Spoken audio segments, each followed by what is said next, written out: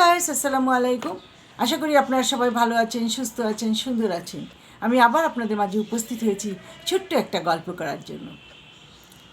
মেয়েরা কখনো স্বামী থেকে সন্তানকে বেশি ভালোবাসে না।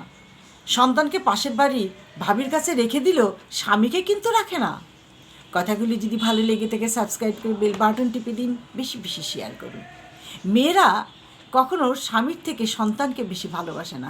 সন্তানকে কোথাও যেতে হলে পাশের বাসার ভাবির কাছে রেখে দিয়ে যায়, কিন্তু স্বামীকে রেখে কোথাও যেতে হলে পাশের বাসার ভাবির কাছে কিন্তু রেখে দিয়ে যাবে না। এক ছোট বোন তার ভাইকে বলল, ভাইয়া ভালোবাসা কি? তখন ভাইয়া বলল, তুই যে প্রতিদিন আমার ব্যাগ থেকে চকলেটটা বের করে নিয়ে খেয়ে ফেলিস, অথচ ওই প্রতিদিনই আমি একটা করে চকলেট সেই জায়গায় রেখে দিই, এটাকে বলে ভালোবাসা। কাউকে এমনভাবে কষ্ট দিও না যে খাবার খেতে বসে তোমার দেওয়া কষ্টের কথা মনে করে খাবারের উপরে চোখের জল ফেলবে, আর সেই আঘাতের অভিশাপ সরাসরি উপরে বসে থাকা ওনার কাছে চলে যাবে। কাউকে এত বেশি কষ্ট দেওয়া যায় না যে খেতে বসে চোখের জল সেই খাবারের উপরে ফেলে দিবে, আর সেই মন থেকে একটা অভিশাপ চলে আসবে, আর সেই অভিশাপ উপরে যিনি বসে আছেন তিনার কাছে সরাসরি চলে যাবে। তাই বলছি, কাউকে কষ্ট দিয়েন না। কষ্ট দিলে সে তার কষ্ট সহ্য করতে পারবে না। সেই জন্য কষ্টের একটা সীমা থাকে। মানুষকে আঘাত করি আমরা, চট করে আঘাত করি। আমাদেরকে কিন্তু প্রচুর ভালোবাসে, আমরা তার মূল্য না দিয়ে তাকে আমরা আঘাত করি, আর সেই আঘাতটা সে সহ্য করতে পারে না। অনেক সময় সুইসাইড করে, অনেক সময় নিরুদ্দেশ হয়ে যায়, অনেক সময় কষ্টে শয্যাশায়ী হয়ে যায়। তাই বলছি, আঘাত দিয়েন না। আঘাত দিলে মানুষকে আঘাত দিলে সহ্য করতে পারবে না। গতকাল তোমার যে আঘাত করেছে তা ভুলে যাও। গতকালকে আপনাকে যে আঘাত করেছে সে আঘাতের কথাটা ভুলে যান, তাহলে আপনি ভালো থাকবেন। আঘাতের কথা মনে করবেন না। কিন্তু যারা প্রতিদিন ভালোবাসে তাদের কখনো ভুলে যেতে দিয়েন না। যারা প্রতিদিন আপনাকে ভালোবাসতেছে, ভালোবাসার সিক্ত করছে, তাকে কিন্তু আঘাত দিয়েন না। সে আঘাতটা সে সহ্য করতে পারবে না।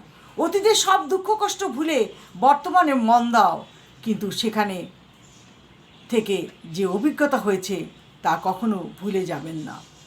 অতীতকে ভুলে যান, ভুলে যে মন দেন বর্তমানে, কারণ বর্তমান এবং ভবিষ্যৎ নিয়ে আপনাকে বেঁচে থাকতে হবে। তাই বর্তমানে মন দিন, তাহলে অতীতকে ভুলে যাবেন। যে আপনাকে আঘাত দিয়েছে তার পাশ থেকে সরে যান। দ্বিতীয় কোনো আঘাত যেন সে আপনাকে দিতে না পারে, কারণ প্রথম আঘাত মনে দেয়, দ্বিতীয় আঘাত প্রাণে দেয়। এই কথাটা সবসময় মাথায় রাখবেন। মিথ্যার দাপটে ক্ষণস্থায়ী, সত্যের দাপট হলো চিরস্থায়ী। মিথ্যার দাপট ক্ষণস্থায়ী। মানুষকে মিথ্যার কথা জালে এমনভাবে পেঁচিয়ে দেয় যে সেখান থেকে তার বের হওয়া সম্ভব হয়ে ওঠে না। মিথ্যার অনেকেই মন দিয়ে শুনে, কিন্তু সত্যের দাপট হলো চিরস্থায়ী। সত্য জয়ী হবেই, মিথ্যাকে সে ধূলিসাৎ করে দিবে। তাই সর্বদা সত্যের পথে চলেন, সমাজে বুক ফুলিয়ে বাঁচেন। সত্যের পথে চলবেন সব সময়। কী হয় হবে, সত্য কথা বলবো, সত্য পথে চলবো, তাহলে দেখবেন সমাজে আপনি বুক ফুলিয়ে চলতে পারছেন। মনে রাখবেন, জীবনে চলার পথে অনেক বাধা বিপত্তি আসবেই, কিন্তু সব কিছু জয় করে চলতে হবে, তা না হলে জীবনটা নিঃশেষ হয়ে যাবে। সন্তানদের মানুষ করতে হবে, স্ত্রীকে সুখী রাখতে হবে। কত চিন্তা পুরুষ মানুষের মাথায়, স্বামীর মাথায়। তাই এই চিন্তাগুলো নিয়ে চলতে হলে স্বামী একা দুর্বল হয়ে যাবে।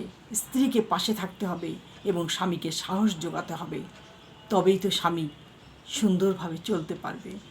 আর যদি স্ত্রী পাশে না থাকে, পরকীয়ায় লিপ্ত হয়ে যায়, তাহলে সেই স্বামী নিঃশেষ হয়ে যাবে। এই কথাটা সবসময় মনে রাখবেন। তাই বলছি, স্বামী স্ত্রীর মধ্যে বোঝাপড়াটা হলো সবচেয়ে বড়। তাদের মধ্যে আন্তরিকতা ভালোবাসাটা তীব্র হতে হবে। আজ এই পর্যন্ত। ভালো থাকেন, সুস্থ থাকেন। আল্লাহ হাফেজ।